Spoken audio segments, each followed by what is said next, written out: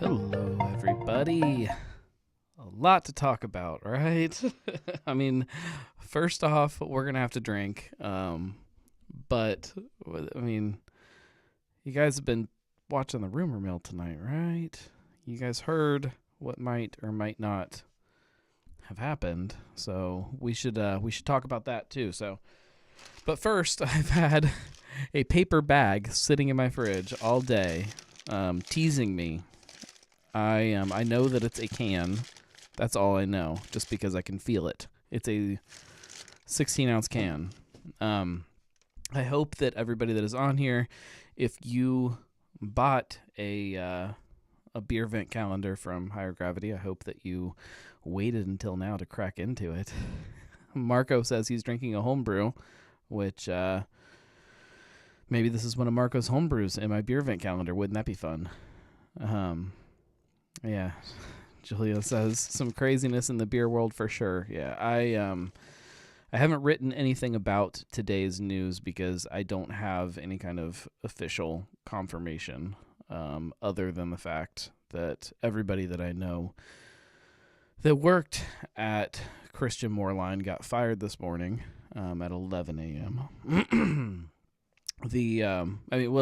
Let's drink before we dig into this because there's a lot to unpack here. Are you guys, how did you all do this? Do you have your beers stashed in a paper bag also? Or, Marco says, I know you mean people getting iced. There is no way that this is another Smirnoff Ice. As far as I know, Smirnoff Ice does not come in a 16-ounce can. But we'll see. All right. I'm doing this because I can't wait. Although I have had a fun night already of drinking. I recorded an episode of Cincy Brewcast tonight. My first episode out of the house in a while. My first time out of the house in a while. So it was nice to, I'm teasing you guys, to just sit and talk to some people and have a beer with people. It's definitely a can. Should I look at it?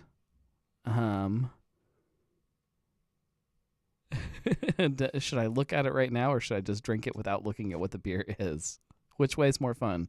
You guys tell me. Do I leave it in the bag and just drink it blind and then look at it? Wouldn't that might be more fun. Let's do that. I'm going to try to prevent some I can see that the can is yellow. This is going to make a mess. I'm going to spill it with this paper bag. These paper bags I've actually had sitting under the bar. They came in some kind of like beer tasting kit that somebody got me as a gift. They're designed for blind tasting somehow. This is a hazy, I'm going to say a New England IPA or a hazy IPA, something like that. Should I pull it out? Like, really? Look, I poured the beer. It's, see? All right, I'll pull it out. Julia told me to. This is, I like this.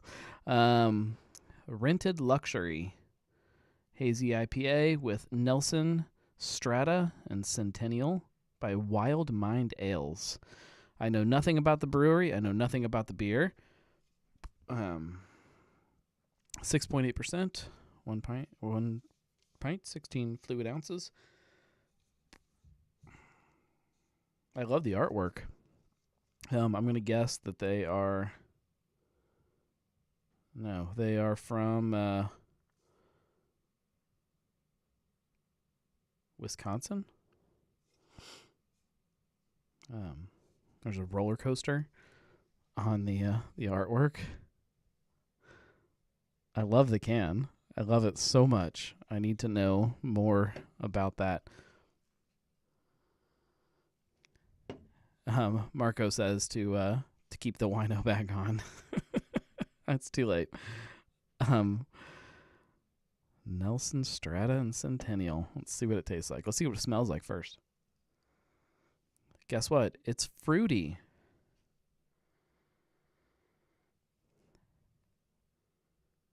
Yeah, big tropical kind of. Well, I won't say big tropical. I definitely get some pineapple.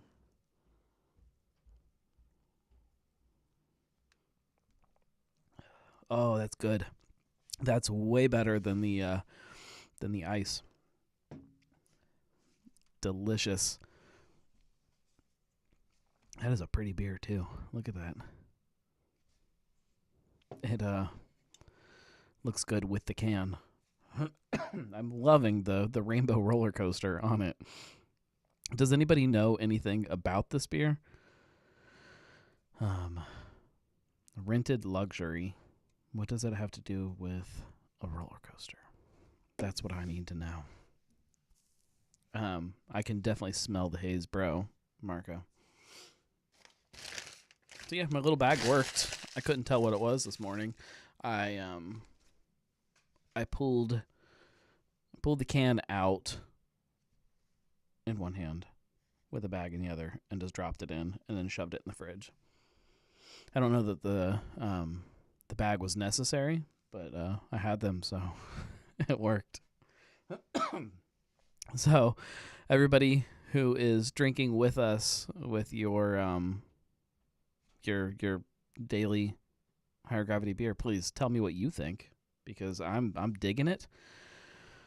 Hazy New Englands are definitely not my go-to style. Anybody who knows me knows that I lean towards other stuff, but I can definitely appreciate them, and this is really good.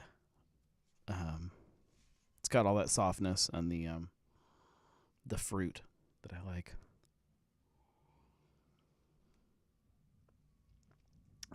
Yeah, that's good. So where should we start with this? Do we want to talk about tonight's Brewcast recording, or do we want to talk about the rumor mill? There are multiple rumors floating around right now. One of them exploded today, but the others are not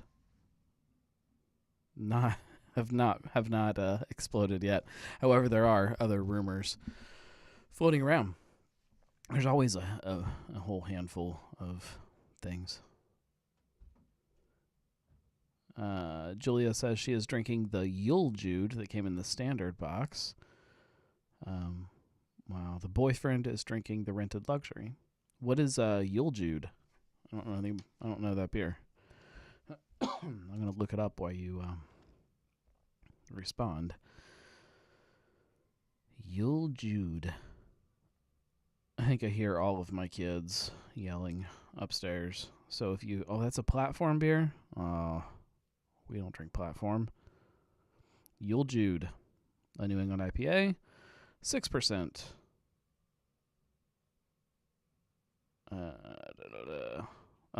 Counterpart to their popular Haze Jude.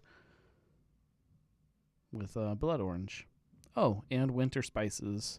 And the warming winter spice of cinnamon. Got it. All right.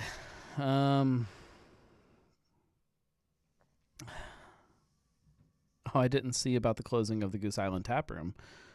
But Moerlein, I've definitely heard plenty. My phone has been blowing up all day with the Moerlein rumors. Which I guess we should call them rumors. However, I know that there are people that worked at Moerlein that got fired today. So I don't know how much is rumor and how much we can just say is real. Let's what I heard, let's word it that way. I heard that as of I don't know, as of now, I guess Moerlein is closing the tap room, is what I'm hearing. I don't know anything about the lager house or what this means for the brand in general. The tap room is closing. Everybody was fired. The brands are all dead, and Little Kings is the only thing that's surviving. Little Kings is moving back to production out of state. The Business Courier had an article about Moerlein or about something else. I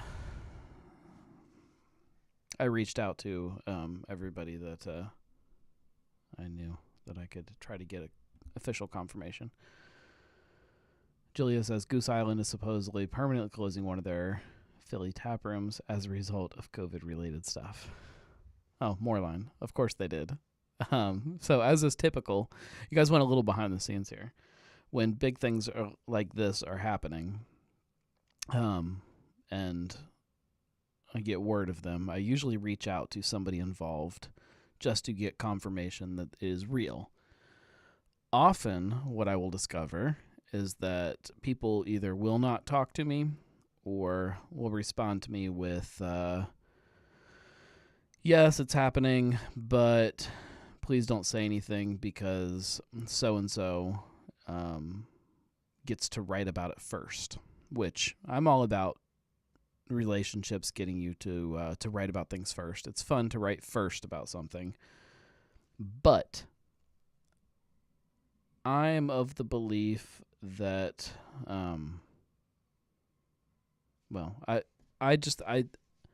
it bothers me when people tell me not to write something so that somebody else can, and vice versa.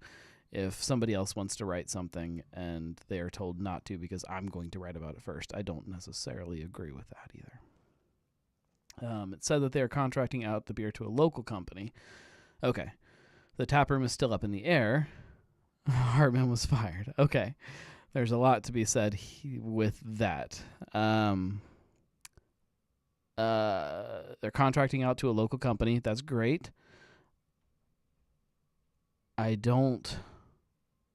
It's interesting too, because I don't know anybody that can bottle 7-ounce bottles, that has the capacity to do it. Number one. Tap room is still up in the air. Okay. You fired everybody and the tap room has been closed, so I don't understand how that works. Hardman was fired, so he still has a piece of ownership of the company. So unless they bought him out, I don't know how you fire him. It's interesting. So one of the people that I did reach out to today was Greg Hardman, and he did not respond to me. So, and he's usually pretty quick to respond to stuff. So it wouldn't surprise me if he was forced out of something. That's what I read on the Reddits. Contract Brewing, and Hardman is gone. Yeah, I will definitely be reaching out to people again tomorrow. But I also have not read anything on social media. I know nothing that has been being passed around, but I don't know how you keep a tap room open if you are discontinuing all the other brands. At the same time, I know that they have been working on a brand refresh for some Moerlein brands, which seems weird if you're then going to kill the brands.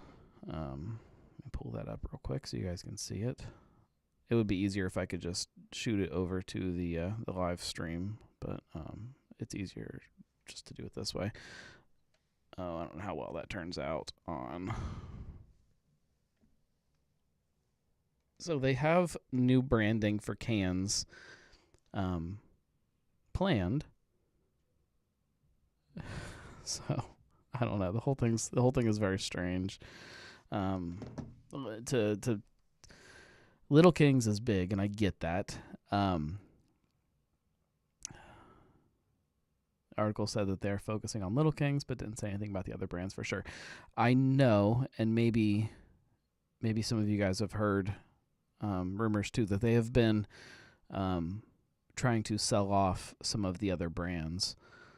They've been trying to sell all kinds of stuff. I know that they've been hurting pretty bad through all of this. So, I don't know.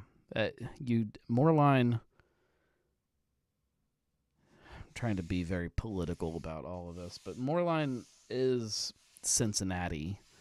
The brand doesn't exist if it doesn't exist in Cincinnati. It doesn't make sense otherwise. And I feel that way about a lot of our local brands, even I'll say Rheingeist, it doesn't exist if it's not a Cincinnati brand. Maybe you could figure out a way to tweak some of that, but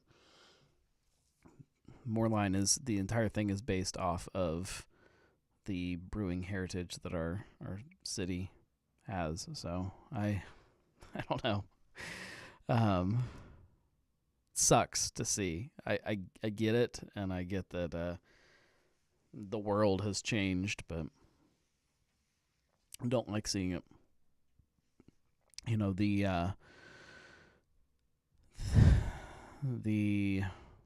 The joy that came when Little Kings, and I'll throw Hootie and all of that stuff into that same window. The joy that came from that being brought back to Cincinnati and finally being brewed back in the city was a real it was a real thing for us beer or historical beer geeks, let's put it that way. And to then take that and bastardize it by and not sending it away, because they're evidently saying it's still going to be contract brewed here in town, but to send this idea back away doesn't make sense to me. None of it makes sense. None of it makes sense from a brand perspective and from a loyalty perspective to real drinkers. I get the novelty of a Little Kings, and you can put it on a shelf, and there will always be somebody that'll pick it up and laugh about it and say, "Oh, remember this stuff? We used to drink this," or pick it up and say, "Oh, this is funny. Look at these little bottles." But that doesn't carry a brand long term. Those are short term things to sell a beer. And if you want to exist, especially in a city like Cincinnati, you not only have to make great liquid, you have to make something that resonates with people in a real way. And I fear that bringing Little Kings back to a contract situation will change that. And I don't know who they are going to go with to brew this. I don't know if it's I don't know who. I don't want to say people that are contract brewing for other people, because I don't know how many of those arrangements are public. But like I said, I don't know many people that have the ability to make something like that. Somebody else say something here, so I don't shoot myself in the foot with something I'm not allowed to talk about. What do you guys feel about Little Kings as a brand? What do you feel about Little Kings as a beer, just quality wise, and do you drink it? Because we're huge Little Kings fans in this house, not just because of the novelty factor of a Little Kings, but the beer itself I love it. I think it's a great cream ale. Ironically enough, this weekend I don't know how many of you guys have kind of followed along with all of the stuff that I talk about, but there's a giant hole in the ceiling of my basement right now because of a leak, and I think that the sponsorship has all. I'm pretty sure last year was not sponsored by Moerlein in any way, right? The Little Kings Mile was that. I think they did their own like mini mile thing, or like a quarter mile, something like that. I don't know. We've been repairing this hole in the ceiling of the basement in the bar. It's right in the middle of the room. It's terrible. And instead of re-drywalling it and trying to match the texture of the ceiling and all that stuff, I've been building this, I guess like a little soffit almost that has a light on it and stuff. And then around the light, like 2.5 feet of it is all bottle caps. And there's like this little circle in the middle that I didn't have enough bottle caps is where it came from. Because when I collected bottle caps, it was easy to collect bottle caps. That became harder in the last couple years. There has not been a lot of bottles, really, so finding unique bottle caps is hard. So I made this, the center of it, this little design of Little Kings. And now I'm questioning if I should put Little Kings on my ceiling if they're not local. Or they would be local, but not local. I don't know. I don't know how to feel about it. Jeff says, here's my Little Kings thought. The nostalgia factor gets me to buy and enjoy it, but I'm just not buying it again and again. There are too many great beers in Cincinnati for that to be a beer I drink consistently, and I think that's what the brand needs. Yes. Are there any beers, and I won't say any because there are. Clearly people are buying Truth over and over and things like that, but I think the majority of drinkers today are not buying the same thing consistently. I don't know that a brand, a single label is the way to go about anything. I don't know. Julia says the Little Kings Mile turned into the 50 West Mile 2 years or so ago, but the Hootie branded race was still Hootie this year. Gotcha. Yeah, I assume that will not not be the case. More beer should come in 7-ounce servings. That I can definitely get behind. I want more of those little tiny cans. Are they like 6-ounce cans or 8-ounce cans or something for imperial stouts and things like that? I'm all about that. Bring that to me. I don't know why the Little Kings thing bothers me as much as it does. Especially if it is staying in town, it shouldn't bother me as much, but I just feel like it's a disconnect with drinkers. I don't know. It's bothered me for a long time that you can't walk into a bar and grab a Hootie. You know, I feel like, or even for that matter, Garage Beer or Cheetah, you know, things like that. We should see more beers like that replacing Bud Light and Miller Lite in this city, and it's just not happening, and that bothers me a lot. I feel like we need to step up in the other beers that are being drank, not just, you know, craft stuff.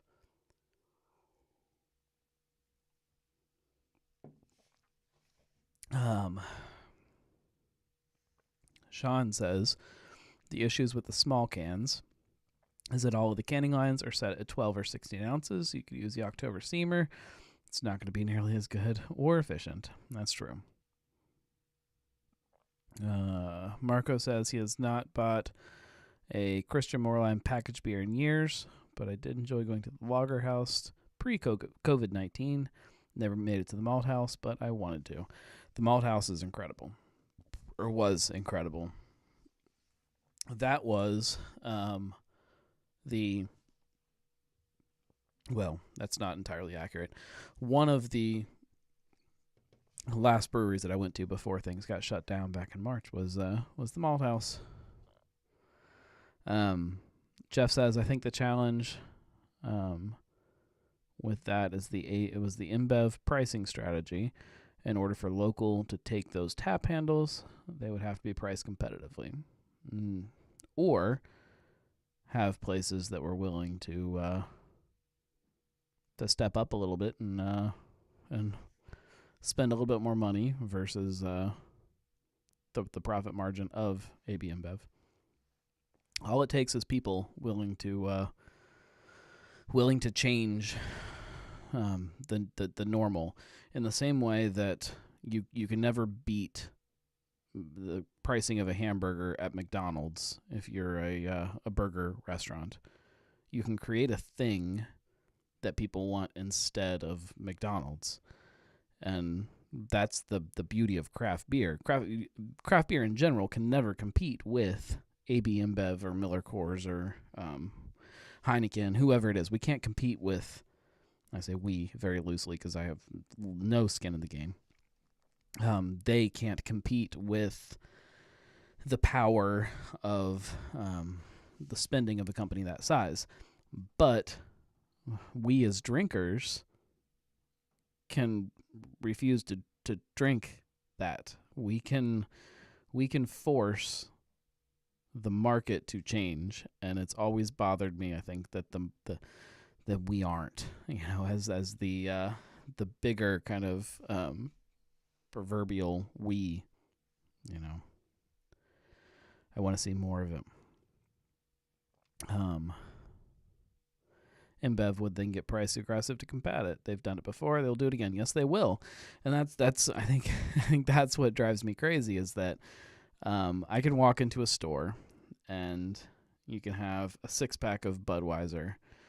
And if the guy behind the counter said, "Hey, buddy, this 6-pack of Budweiser, it's $1 for a 6-pack of fresh, delicious, amazing lager. It's consistent. They make it all across the country exactly the same. It's $1." Or, you've got, this craft lager. That's $10. That's 10 times the price. And I'm still buying the craft because that's where I want my money to go. That's what I want in my fridge. That's what I want in my mouth. That's what I want in my glass. That's what I want. Regardless of price, regardless of marketing, regardless of anything else. That's how I feel. And I think if more people felt that way, I think that the world would change.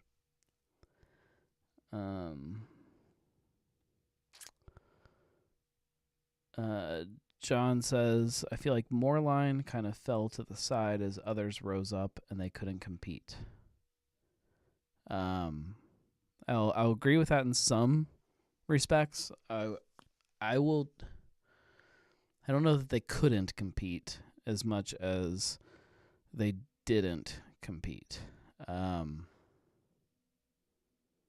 Maybe their attention was drawn in in other directions, or I don't know. I don't know what the failure of Moerlein has been, but sorry, the Cincinnati Beverage Company, is that what we call them now? Julia says that she would agree. She feels like they had more of these are our brands, and this is what we make, and have always done so well. We don't need to be innovative and experimental. Every other Cincinnati brewery did and was. They did. I agree with that in some respects, but they did put out some stuff that was different, and they did try some other stuff. It just, I think part of the problem was they were kind of slow to the canning game. I think that hurt them a little bit. They were putting out bottles for a long time, which, not that is whether that stops, maybe I don't know. They felt old, and I don't know if that resonated with drinkers in the way that in the way they wanted it to. The separation of brands, maybe they should have been more deliberate with creating a better craft brand. Maybe the historical names of Moerlein and Hootie and things like that didn't resonate. I don't know. It just felt old. It feels old. Sean says, I think the rebates drive more unintended purchases than anything. Get $15 back with the purchase of a case of Platform. Most people will never take the time to actually submit the rebate, so it's a double whammy. I don't know. I just don't know. So my wife, love my wife. I love my wife even more when she gets me beer. That being said, the last time she went to the store and bought beer, which was, I think, sometime last week or something, she went and got 2 6-packs. She ran to the grocery store for a minute and came back, and I was really happy to see that she had beer. She bought me a 6-pack of Taft's Santa's Bribe. Perfect. Great seasonal, delicious beer.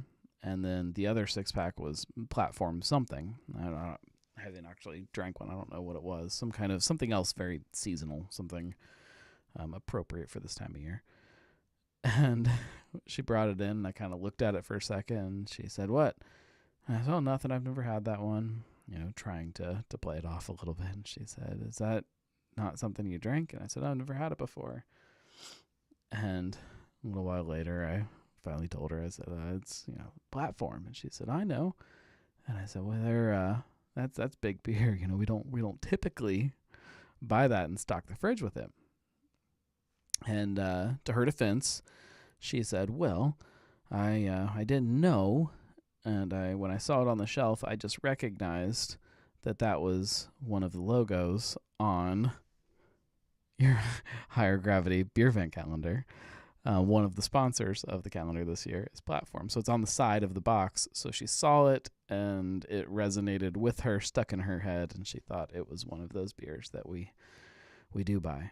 So, number one, the marketing there works. We bought a 6-pack of Platform beer in my house because it was on the the box. And number two, we have Platform beer in my house right now. So,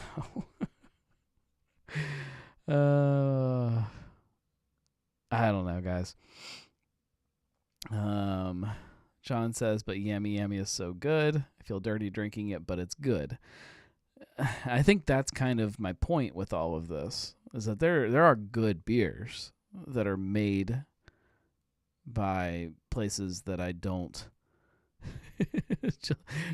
Julia says she's carrying a 30-pound box of beer, half a block for you. Be grateful for that beer. Yes, I said thank you, and it's in my fridge, and I will drink it. But the point is a bigger point. The point is not really about her buying the beer. I appreciate it. If she walked in the house with a 6-pack of Budweiser, I would still drink it, and I would still be very thankful that she bought it for me. The point is, there's something else that makes people buy these things. It's not just the beer. And there are great beers, and I will say that great beers that are made by Anheuser-Busch or the breweries that they own. That doesn't mean that they are things that I want to drink. And I wish that there were more drinkers that felt that way. And I recognize that there's not. I recognize that there are plenty of people out there that say, if the liquid's good, drink it. And I can't fault people for saying that, because that does make logical sense. If it's good, drink it. But to me, good is bigger than just the actual liquid in the glass. Good stretches out to lots of other things. And good is not AB InBev. Good is not a brand, and not that this is what the new Little Kings will be, but Good is not a brand that is 100% contract brewed, that is masquerading as a local brand. And again, that is not what I think Little Kings is announcing or is planning on announcing or whatever that they are. But I suspect that's where it's going. If you can produce a 6-pack of Little Kings for X amount of dollars at a brewery locally, contract brewed, and that got you to stop making it yourself. Not to get you into the game, it's getting you out of the game. That cost difference. What stops you then from taking that same beer and sending it back out of state to some big beer factory who will produce it for Y, per case? Is it just the fact that right now you can put on the bottles produced in Cincinnati? Because it's really easy to just put on the bottles produced by the Cincinnati Beverage Company, which looks like it's made in Cincinnati, even though it's not, which makes me question why the name change happened now. Is the name change all about tricking consumers longer term? I don't know. I don't like it. Doesn't feel good. Sean says he bought some Elysian pumpkin beers this year, and it felt so dirty. It should feel dirty, in my opinion. All of this should feel dirty. that's man.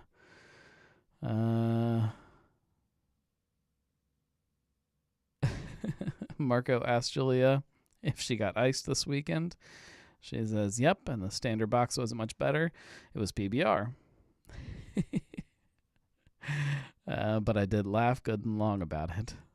I laughed.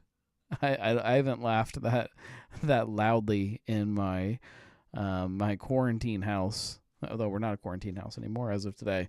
But I have not laughed so hard as I did at whatever time in the morning I got up and opened my my box yesterday. Marco wants to know what the size the brew house was at Moerlein. I believe 30 barrel. 30 barrel brew house, canning line, bottling line. I don't know what the fermentation capacity was, but there was a lot of stuff going on in there. I just don't like it. I don't even want to talk about it, guys. It bothers me so much. I need to put some thought into how I feel about it before I write my post, but there will be a post. I think it just feels dirty. It feels not, and dirty's not even the right word. Dirty is different. It feels disrespectful to beer drinkers in the city who did support the brand. If you scale down and do a small little brew pub and then contract the rest, that even that changes things. And maybe that's part of the plan. Maybe the lager house stays. Somebody who read some kind of article, you can maybe chime in on that. But I don't know. Sean says they were single bottles, so I minimized my contribution to the bad cause. Oh, I don't know, guys. If there's people hurting, like our local breweries are clearly hurting. They're not hurting. Our local breweries are dying. Some of them are not going to be around, and I don't know. Like it's I'm not not faulting you, Sean, for buying some Elysian pumpkin beers. I just don't. I don't know.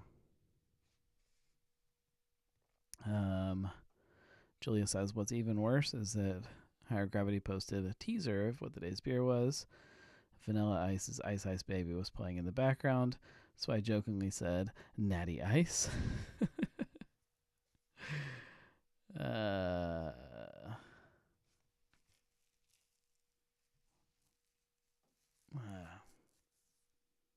It's hard because I'm definitely guilty sometimes of just not thinking about what I'm drinking or where I'm eating. Today, I went to McDonald's today. I had my lunch break, and Josh at March 1st has been posting pictures of McRibs, and I've never had one, and I just couldn't resist. I had to go eat a McRib. And I could have eaten somewhere else, somewhere that made more sense for me to spend my money. But no, I spent my lunchtime and my lunch money eating a McRib, which was okay. The sauce was pretty tasty, but it tasted like cafeteria food. It was horrible. And afterwards, I was sad that was how I decided to spend my time and my money when I could have done it somewhere else. Not that my, $3 or whatever one of those sandwich costs makes a real difference, but you multiply that with how many other people did something similar, and it makes a huge difference.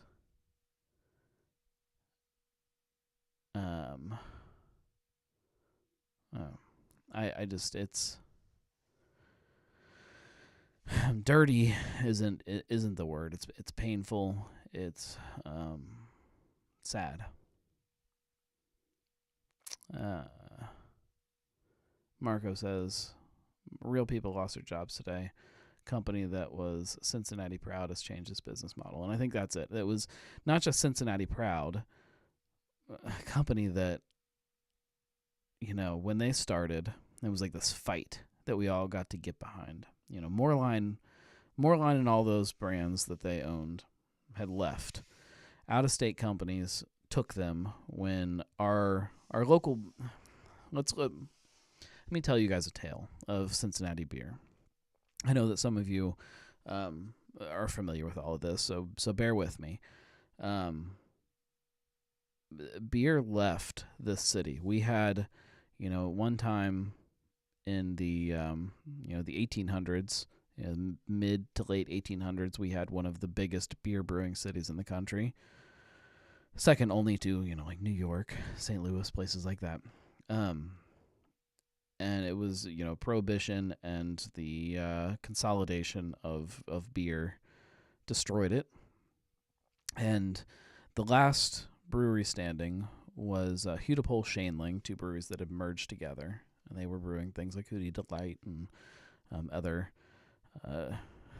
we'll call them boring beers, but they were making them here. They had a beautiful brewery.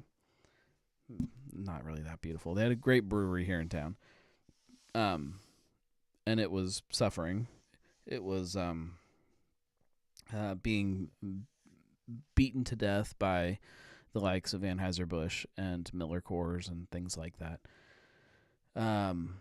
They started contract brewing for an out-of-town company. Or not even, yes, an out-of-town company, but they were brewing for a brewery that didn't have a brewery yet. They were a small startup called the Boston Beer Company. They made beer for them until they were about to go out of business. And then the Boston Beer Company, who was getting bigger and bigger by the year, they were battling, and that is the only word I can describe what they were doing with big beer at that time. They were head-to-head fighting this idea that big beer was the way of the future and the way that things were supposed to be. But they were getting pushback about the fact that they didn't have their own brewery yet. So they bought it. They bought Hudipole Shaneling and started making beer there. The brands were purchased by somebody out of state who kind of played around with making it other places. And in came Greg Hardman, who was working for a big German brewery. He was distributing their beer here, selling it here, and he knew the heritage that Cincinnati had behind the brands, knew that there was power to that.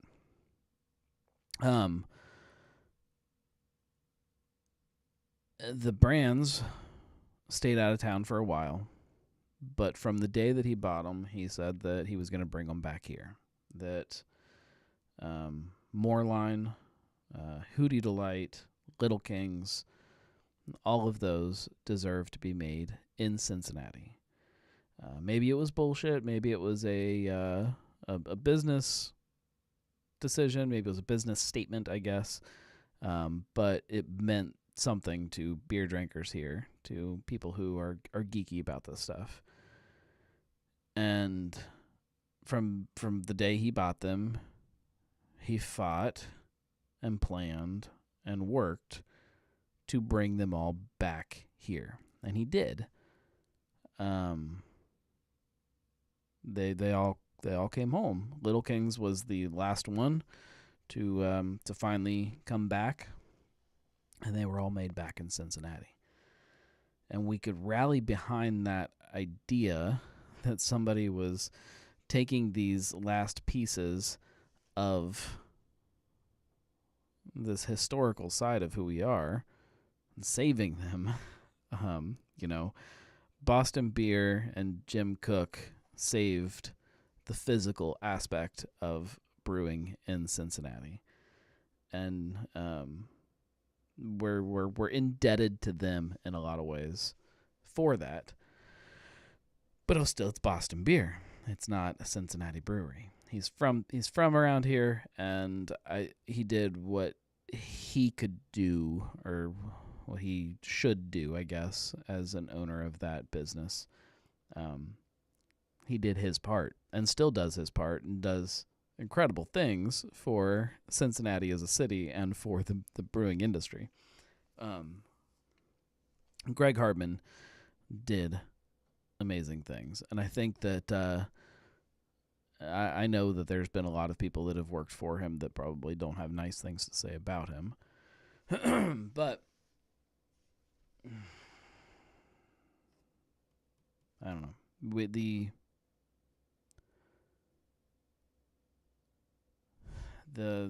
idea of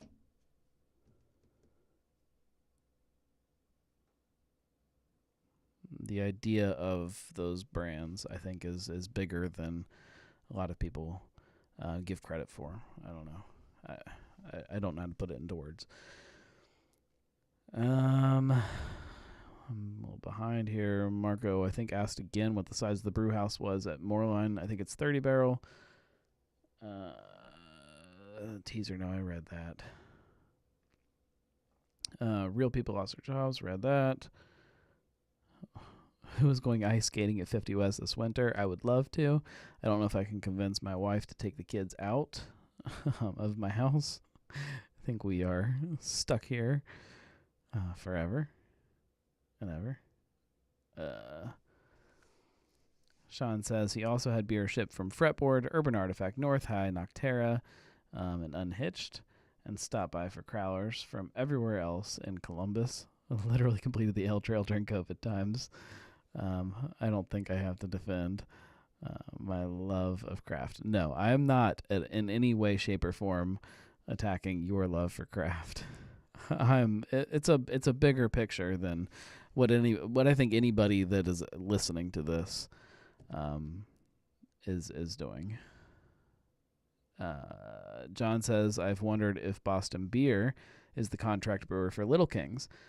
That's a possibility. They are the only ones that I can think of that might have the ability to do it. And this big expansion that they are putting on to the Cincinnati brewery right now includes two canning lines and maybe a bottling line addition.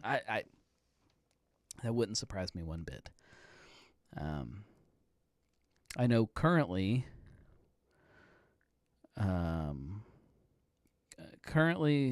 there is nobody locally that is contracting with Boston Beer. There are Urban Artifact has been open about their contract situation with Octopi. They're the only ones I know of that are contracting out of state. Currently, Municipal is contracting. They have not said publicly who they're contracting with, but it is local. And I'll say it's not Boston Beer. I can't say who it is, but it's not Boston Beer. The company that they have gone with, I believe, and by believe I can't say officially, but it is the same place that they Brink has said that they are going to be contracting locally. I'm trying to think of what else I'm allowed to say here. Alexandria. I don't think that they've really talked about it a lot yet, but you're going to start seeing cans from them, and they're contracting locally.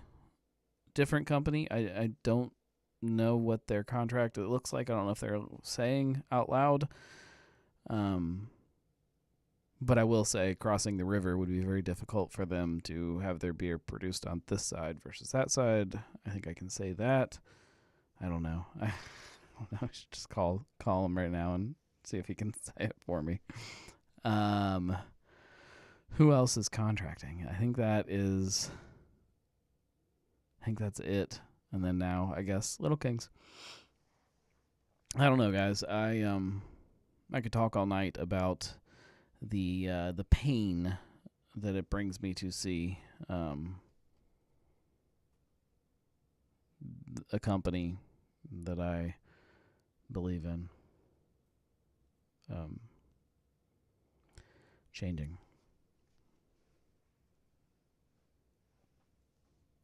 I don't know what else to say about it.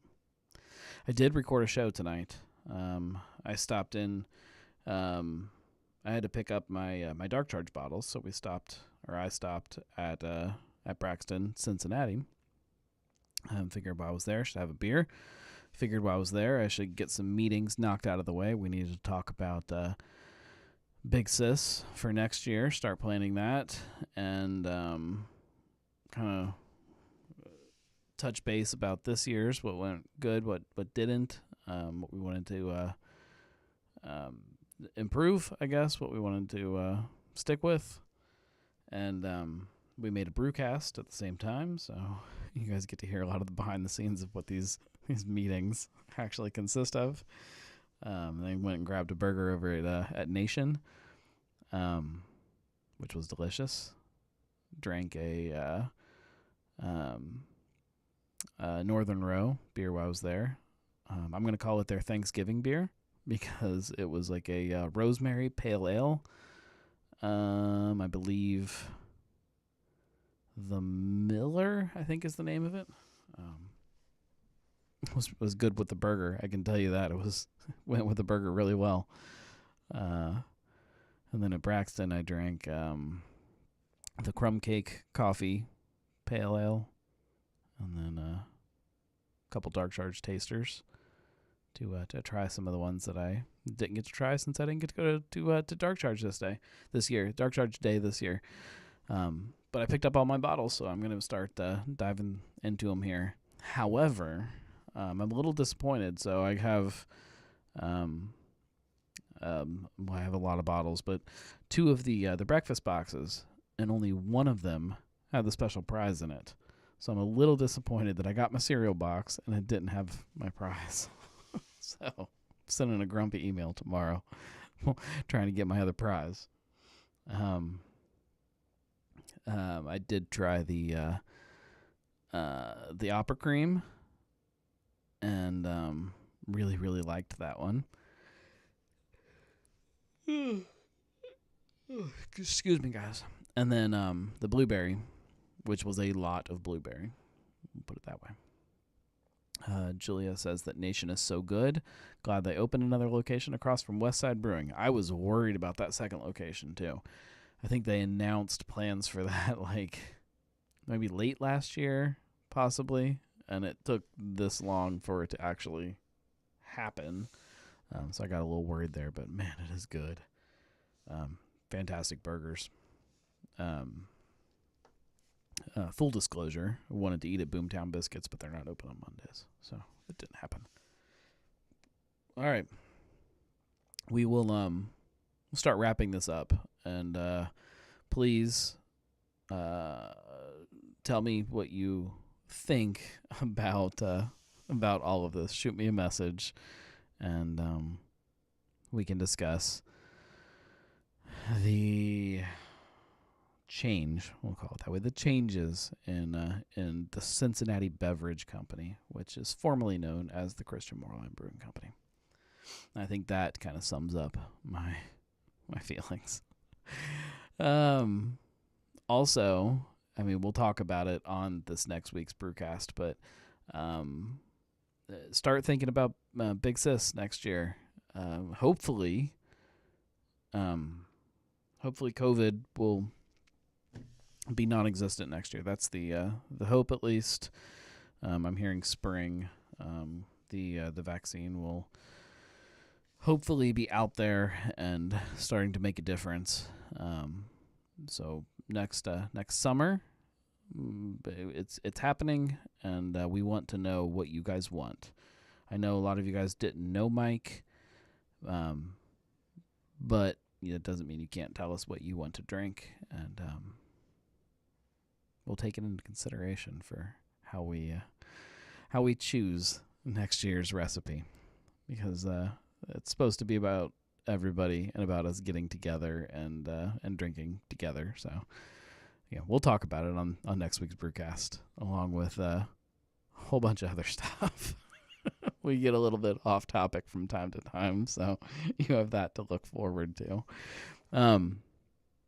Anything else that you guys feel we need to be covering on Cincy Brewcast or the Weekly Pint or anything else? You can always send a message on any kind of social media platform. Just follow the Gnarly Gnome or Cincy Brewcast and shoot me a message, and I read it all. I try to respond to everything, and I do take everything into consideration when I am choosing topics and places to go. And now that I am out of quarantine, there will be some more normal shows. I will hopefully be reaching out to start planning in my world, next week's episode for you guys 2 weeks from now, which will hopefully be the special Christmas beer episode that I always look forward to. I love Christmas beers. It's fun stuff. In the meantime, follow social media, share it with your friends. Get out there and support your local breweries, your local tap rooms, or else they might close and start contract brewing if you're lucky, and we don't want that. I got a lot more to say about this whole situation, so stay tuned for all of that. Stay tuned for lots of fun Cincinnati beer news. Lots of good stuff coming. Congratulations to all of the breweries that won awards this week. We didn't even talk about that. We won 39 awards, and that's insane to say the least. So, congrats, guys. We're doing something right, despite how it may feel from time to time. Thank you, guys. Have a good night. Cheers, everybody. I'm glad we didn't get iced together.